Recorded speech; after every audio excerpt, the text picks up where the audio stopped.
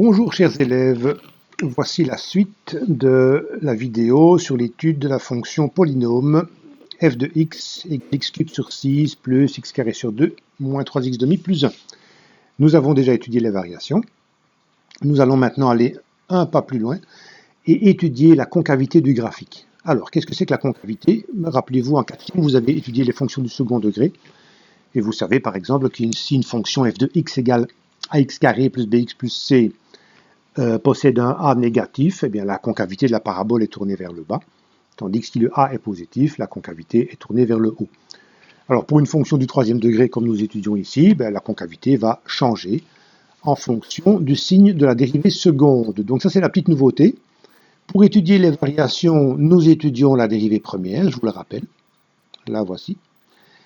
Et pour étudier les concavités du graphique, nous devons étudier la dérivée seconde, autrement dit la dérivée de la dérivée première. Alors ça ne vous posera aucun problème. La dérivée seconde, dérivée de x carré sur 2 plus x moins 3 demi, ça nous donne x plus 1. Et puis vous étudiez le signe de cette dérivée seconde. Alors, aucun problème non plus, une seule racine en moins 1, une zone négative, une zone positive. Et ce qu'il faut retenir, c'est que lorsque la dérivée seconde est négative, comme c'est le cas dans l'intervalle moins l'infini moins 1, la concavité du graphique sera tournée vers le bas. Tandis que dans l'intervalle moins 1 plus l'infini, où la dérivée seconde est positive, la concavité sera tournée vers le haut. Et donc ceci vous permettra d'améliorer le tracé du graphique de la fonction. Au passage, vous remarquez que j'ai indiqué là PI, l'abréviation pour point d'inflexion, c'est l'endroit où la concavité de la courbe change. Donc ce point-là est un point très intéressant à noter sur le graphique et qu'on va trouver en remplaçant moins 1 dans la fonction de départ. Donc les coordonnées du point d'inflexion, les voici. Moins 1 f de moins 1, c'est moins 1 17 sixième.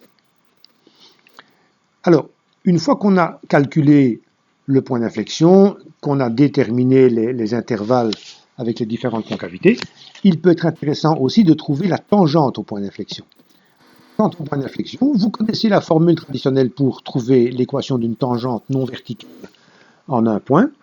Alors, si j'adapte à la situation où je veux trouver la tangente au point moins 1 17 sixième, eh bien, vous remplacez y moins 17 sixième égale f' de moins 1, calculer la dérivée au point abscisse moins 1, fois x moins 1. Alors, vous allez d'abord calculer f' de moins 1, ce qui vous donnera la pente de la tangente. Vous reprenez la dérivée première, vous la calculez en x égale moins 1, vous obtenez une pente qui vaut moins 2. Voilà, vous remplacez. Et vous finissez par avoir une tangente sous forme explicite, y égale moins 2x plus 5 sixième. Alors, à quoi ça sert tout ça? Donc, dans le cas de l'étude des variations, on avait d'abord placé le minimum, le maximum, calculé quelques points. Maintenant, retournons sur GeoGebra. Donc, le maximum et le minimum ont été indiqués. On peut placer le nouveau point que nous avons trouvé, qui est le point d'inflexion. Et si on anticipe un petit peu le travail, imaginez que vous êtes sur une feuille de papier, vous allez devoir tracer une fonction qui est croissante, mais d'après le tableau des concavités, avec concavité vers le bas. Donc, en exagérant, ça ferait ceci. Fonction croissante avec concavité vers le bas. Alors, on arrive au maximum, mais remarquez que la concavité est toujours vers le bas. Jusqu'au moment où on va arriver au point d'inflexion, et là, la concavité va changer, et elle va être dirigée vers le haut. On arrive au minimum et la concavité reste vers le haut, mais la fonction repart à la hausse. Alors, ce qui est intéressant ici, si vous travaillez sur papier, une fois que vous avez placé vos points, vous allez d'abord tracer la tangente, et une fois que cette tangente est tracée, elle va vous servir de guide pour mieux dessiner le graphique. Donc, pour améliorer ce que je vous ai dit tout à l'heure, vous tracez avec concavité vers le haut, et puis alors, une fois que le maximum est atteint, on va se rapprocher tout doucement de la tangente. Remarquez, c'est une tangente qui va traverser la courbe, et une fois qu'on est arrivé au point d'inflexion, la courbe se détache doucement de la tangente avec concavité vers le haut, et elle repart comme ça.